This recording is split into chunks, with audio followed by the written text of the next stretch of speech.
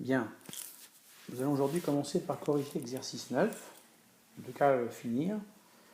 Nous avions déjà fait la première question qui disait que l'image de l'application linéaire f, c'était l'espace vectoriel engendré par f de 1 jusqu'à f de n.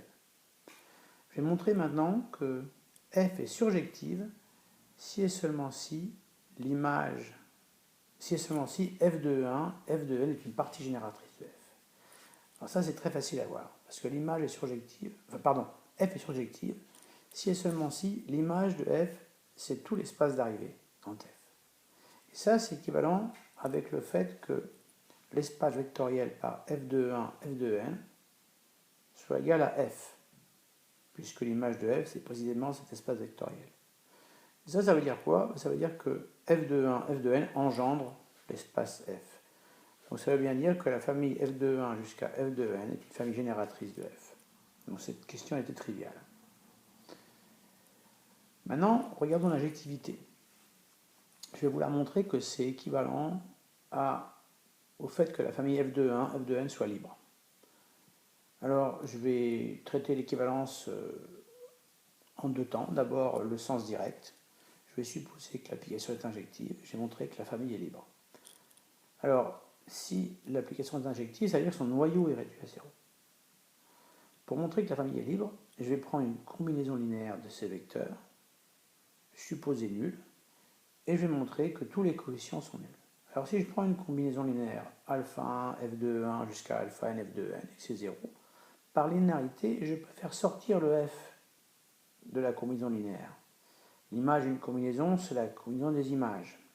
D'accord? Ou la combinaison des images, c'est l'image de la combinaison. Donc j'obtiens le vecteur f de alpha 1 e1 plus alpha n e n qui est nul. Ça veut dire que le vecteur f alpha 1 e1 plus alpha n e n est dans le noyau. Ce vecteur est dans le noyau. D'accord? Donc, comme ce vecteur est dans le noyau et que par hypothèse l'application est injective, donc le noyau est réduit à 0, ça veut dire que alpha 1 e1 plus alpha n e n est nul. Or, je sais que e1 e n est une base, donc c'est une famille libre. Donc ça veut dire que tous les coefficients sont nuls. Alpha 1, alpha 2, alpha n est nul. Donc ça veut dire que la famille est libre. Donc ça démontre le sens direct. Pour le sens réciproque, je suppose que f de 1, f de n est libre dans l'ensemble, dans l'espace vectoriel grand F. Je vais montrer que le noyau est nul. Pour ça, je prends un vecteur du noyau, donc son image est nulle par définition. Et puis je vais montrer que ce vecteur est nul. Alors pour ça, comment je fais? Comme il est dans l'espace E, l'ensemble de départ, je sais qu'il se décompose dans la base, E1, En. Donc j'écris U égale somme des x, i, Je mets des petites flèches des fois par coquetterie pour me rappeler du bon temps où le vecteur était dans le plan et c'était très simple. Mais c'est le même principe maintenant. Bon, des fois je les enlève les flèches. F de U, c'est l'image de la combinaison linéaire, donc c'est F de somme des x, i. Par linéarité, c'est somme des xi f de ei. Toujours pareil, propriété fondamentale des applications linéaires, elles traversent les combinaisons linéaires si vous voulez. F d'une combinaison, c'est la combinaison des f. Bien. Donc maintenant, je sais que f de i est nul. Donc ça veut dire que somme des xi f de i est nulle. Mais par hypothèse, je sais que f de 1, f de n, c'est une famille libre. Donc ça veut dire que tous les coefficients devant sont nuls. D'accord? Donc ça veut dire que les xi sont nuls. Mais si les xi sont nuls, comme u c'est la somme des xi ei, comme u c'est la somme des xi ei, on va trouver que u est nul. Voilà, ici c'est les composantes, les coordonnées de u dans la base de i. Donc j'ai bien montré que le noyau de f était réduit à 0. Ça termine cet exercice.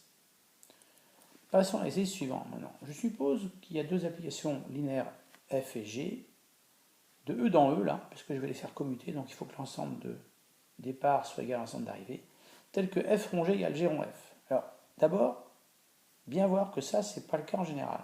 La plupart du temps, les applications ne commutent pas.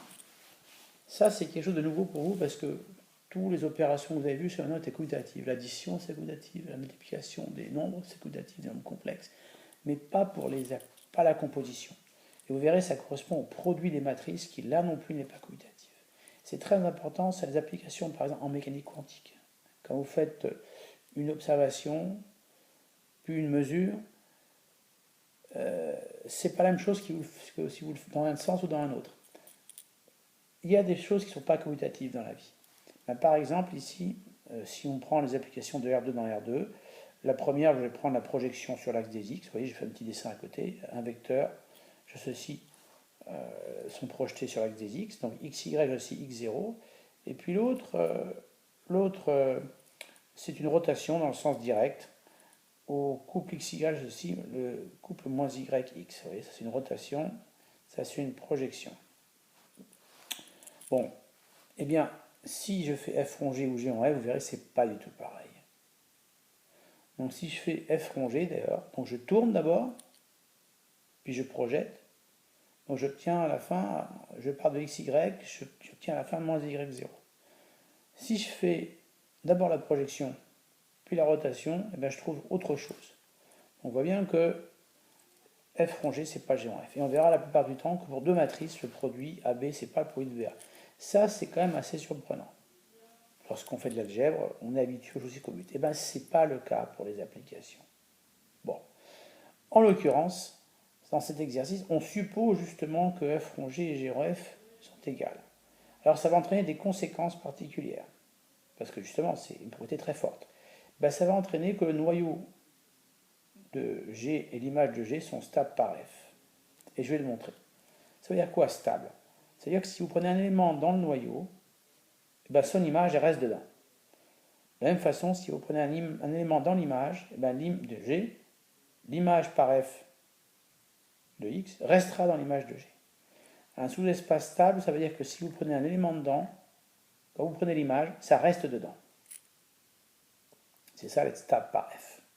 Bon, ben, je vais montrer par exemple que le noyau de G est stable par F. Donc je prends un élément du noyau, ça commence comme ça, soit X dans le noyau, son image. Il faut que je montre qu'elle est encore dans le noyau. Ça veut dire qu'il faut que je montre que f de x est dans le noyau de G. Le noyau de G, c'est aussi l'annulateur de G. C'est l'ensemble des vecteurs dont l'image par G est nulle. Donc il faut que je montre que G de f de x est nul. Ça veut dire qu'il faut que je montre que G rond f de x est nul.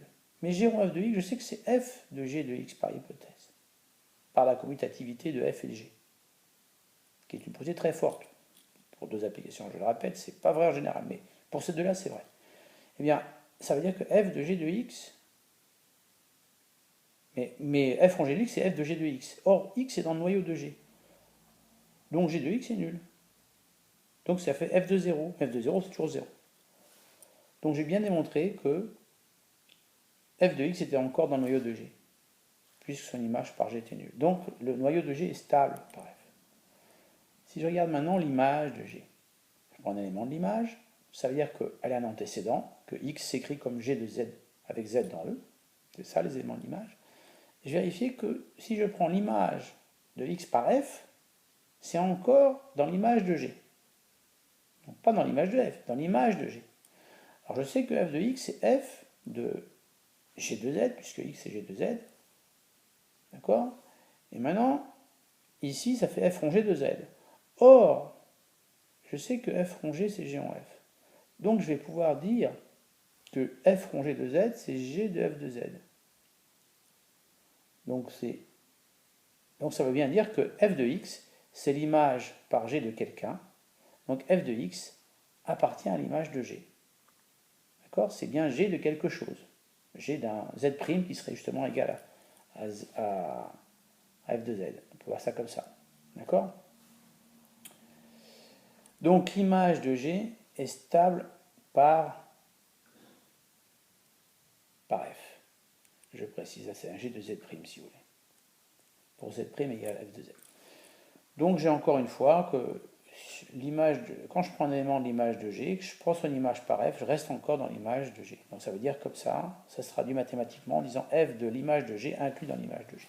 On a bien la stabilité de l'image de G par f. Alors évidemment, comme f et G jouent des rôles symétriques, on a aussi que l'image de f et le noyau de f sont stables par G. Dernière question, est-ce qu'on a encore que l'image de f et le noyau de f sont stables par f? Là, il y a une petite feinte, si vous voulez, mais très simple. En fait, f commute avec elle-même, puisque f rond f, c'est f rond f. Si vous permutez les deux f, ça donne la même chose. Donc f commute avec elle-même, donc d'après ce qu'on a vu au-dessus, l'image et le noyau de f sont stables par f. C'est un petit résultat qu'on peut déduire de l'exercice. C'est toujours bien de voir un peu les résultats qui sont à proximité immédiate de ce que demande l'exercice. On élargit un peu l'exercice et on accroît son expérience, si vous voulez. Bon, exercice 11 maintenant. Je prends x1, xn des scalaires distincts et je prends l'application, j'appelle phi, qui va des polynômes de degré au plus n-1 dans les vecteurs à n composantes dans K, qui a un polynôme P associe les évaluations en x1, x2, xn. Donc j'ai substitué petit x1 à l'inconnu, petit xn à l'inconnu, et j'ai mis ça dans un vecteur. Donc ça va bien des polynômes dans les nuplets. Il faut que je montre que c'est un isomorphisme. Alors c'est un mot grec qui veut dire iso. Donc même morphisme, même structure à droite et à gauche, ça veut dire qu'on aura une application linéaire bijective en fait, en langage, disons, plus latin. F, linéaire et surjective. Ça préserve la linéarité et puis c'est bijectif. Bijectif. Bon, alors là, normalement il faudrait que je montre que phi est linéaire, phi injectif, phi surjectif. Mais en fait, je vais montrer un petit peu moins. Je vais montrer que phi linéaire, phi injective, et que la dimension de l'ensemble de départ égale à la dimension de l'ensemble d'arrivée. Ça, c'est un résultat important qui suffit pour démontrer la surjectivité. Je l'ai réécrit en bas, hein, si vous avez l'application phi de E dans F qui est linéaire, eh bien elle est bijective si et seulement si le noyau est réduit à 0, donc ça donne l'injectivité, et au départ et à l'arrivée, il y a la même dimension. Ça, c'est un vrai en dimension finie. Alors, c'est une des conséquences du théorème Durand, si vous voulez. Ça. Parce que vous savez que dimension de E, c'est dimension de l'image plus dimension du noyau. Comme le noyau, il n'y a rien, vous savez que la dimension de l'image, c'est la dimension de E. Mais comme j'ai par hypothèse que la dimension de E, c'est la dimension de F, ça veut dire que la dimension de l'image, c'est la dimension de F. Or, comme l'image est inclue dans F et qu'elle a la même dimension, ben c'est que l'image est égale à F. Et donc, l'application est surjective. Bon, ça, c'est pour une démonstration très rapide de ce résultat important que j'encadre en rouge, mais il est dans votre cours.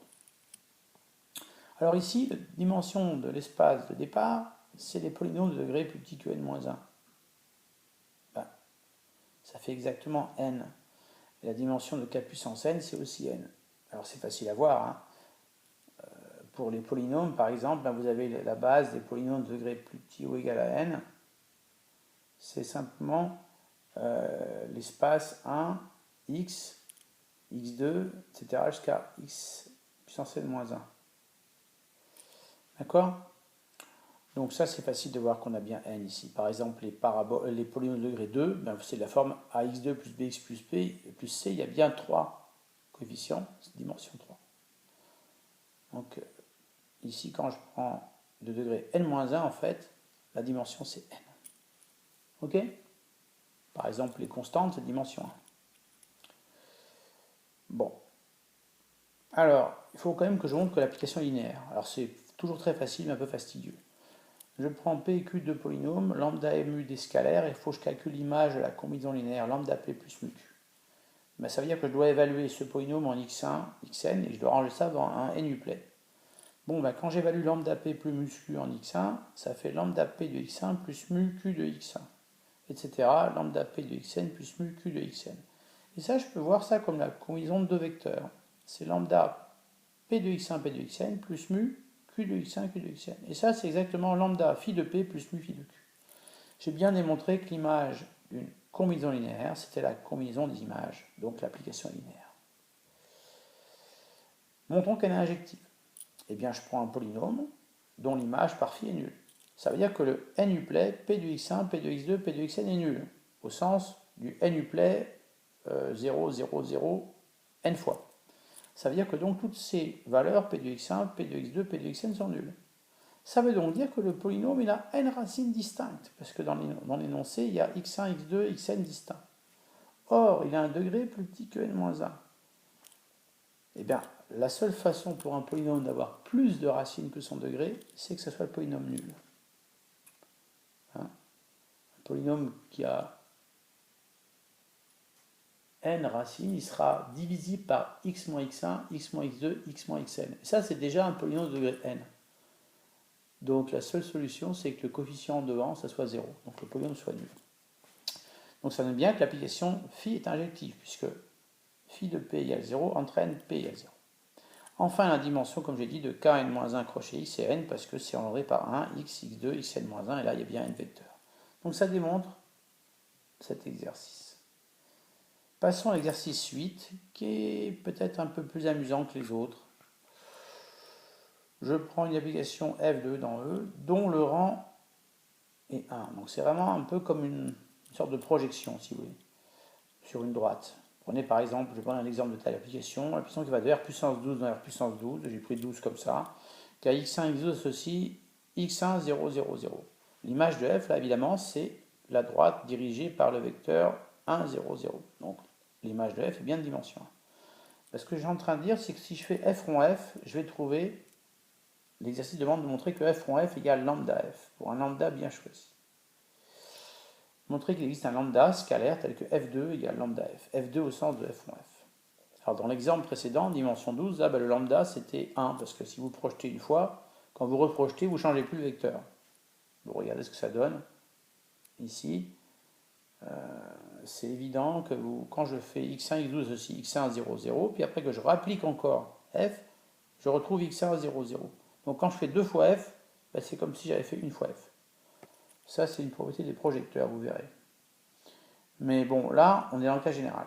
Le cas général, c'est pas forcément 1 le scalaire. Alors, c'est un peu subtil cet exercice. Alors, comment je vais le traiter? Si mon iPad veut arrêter de bugger, ça serait gentil. Ah, il est vieux, le pauvre, il est comme son maître. Bon, voilà. F de x égale, point d'interrogation, il faut que je calcule ce truc-là. Ah, il en manque un peu. Oui, il faut que je calcule ce truc-là, voilà. Donc, je suis en train de dire que,